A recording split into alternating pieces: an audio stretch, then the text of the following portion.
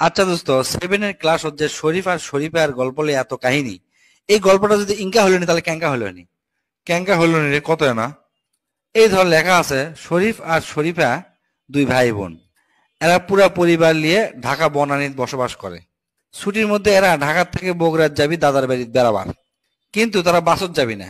জীবনে কোনোদিন এরা ট্রেনও চলেনি দেখে ট্রেন ভ্রমণ করে বগুড়ার দাদার বাড়ি বেড়াবার যাবি। শরীফ লেখাপড়া করে ক্লাস 6 আর শরীফা পড়ে হচ্ছে ক্লাস 5-এ। এরা খুবই আনন্দিত, ট্রেনের চড়ে প্রথম দাদার বাড়ি বেড়াবার যাবি। শরীফ আর শরীফার বাপ খুব বড় পোস্টে একটা চাকরি করে। ওরা যখন ট্রেনে উঠে ভ্রমণ শুরু করে, 2 স্টেশন পরেই কিছু হিজড়া অর্থাৎ তৃতীয় লিঙ্গের লোকজন ওই বগিতে উঠে পড়ে। উঠতেই শরীফ আর শরীফা অবাক দৃষ্টিতে ওই লোকজনের দিকে তাকে থাকে। দেখে কেউ কেউ বেড়া চলে লাগান্তি, অথচ শাড়ি পরে আছে, ঠোঁটত লিপস্টিক দিয়ে আছে, আবার মুখত দাড়ি দাড়ি ভাব। অবাক হয়ে যায় দুইজনই। আবার কথা করছে বেটা ছেলের লাগান্তি, আবার জোরে জোরে তালিও ফুটাচ্ছে। এগুলা দেখে শরীফ শরীফা দুইজনই ভয় পায় আর মায়ের আঁচলের নিচে লুকাবার যায়। তখন শরীফের মনের মধ্যে প্রশ্ন জাগে।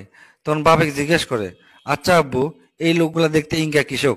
তখন তাকের বাপ তাকে সুন্দর করে বুঝায়, আসলে দেখো, তোমাকে জিঙ্কা বানাছে ছেলে আর শরীফাক বানাছে মেয়ে।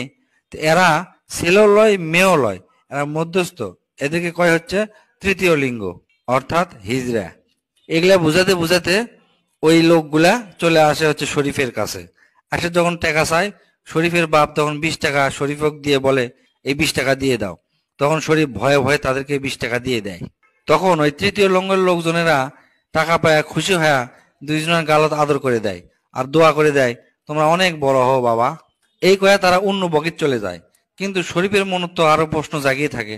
তখন তার বাবাকে জিজ্ঞেস করে, আচ্ছা বাবা, ওরা তো দেখি আমাকে লাগানতেই দেখতে ঠিক মানুষের মতো, তাহলে ওরা ইঙ্গে ট্রেনত উঠে ভিক্ষা করছে কিসের জন্য? তখন শরীফের বাপ কয়, ওরা দেখতে স্বাভাবিক মানুষের লাগানতে হলেও সমাজের সব জায়গায় সব কাজ করার সুযোগ নাই, লেখাপড়ারও ভালো কোনো সুযোগ নাই। আমাদের সমাজের মানুষ তাকে দূর দূর করে তাড়ে দেয়, দেখে ঘৃণা করে, ভয় পায়।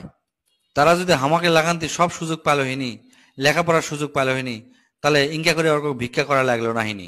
সমাজের কিছু মানুষের কারণে আজ যারা বিচ্ছিন্ন। এই কথা শুনে শরীফ আর শরীফা খুব কষ্ট পায়।